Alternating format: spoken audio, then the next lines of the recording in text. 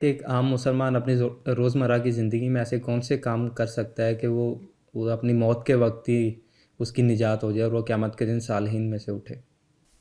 بس جو اللہ تعالیٰ نے آج آیت میں خلاصہ کیا سورہ العصر کو زندگی کا خلاصہ سمجھیں کہ کیونکہ اس میں کامیابی کا واضح طور پر بتایا گیا ہے، یقینی کامیابی کا۔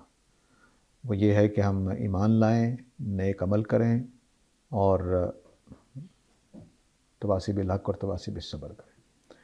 یہ 4 کام وہاں بتائے گئے ہیں، یہ خلاصہ ہے پورے دین کا۔ اور میں نے آج جو گفتگو کی ہے، اگر آپ سن رہے تھے تو اس میں میں نے عمل صالح کی دونوں پہلوؤں سے خلاصتاً بتا دیا تھا کہ اللہ تعالیٰ کے حقوق میں 5 چیزیں ہم کرتے ہیں، اور لوگوں کے ساتھ بھی ہم 5 پہلوؤں سے حسن سلوک کرتے ہیں، ان کی عزت، ان کی جان، ان کا مال، ان کی اولاد اور ان کی عقل۔ ان 5 چیزوں کے ساتھ ہمارا حسن سلوک ہونا چاہیے۔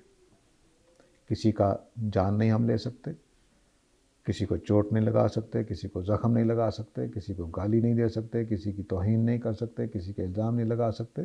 وہ 5 چیزیں میں نے بتائیں، اس کو اگر آپ یہ کر کے گزر جاتے ہیں زندگی سے تو یقینی کامیابی آپ کو ملے گی۔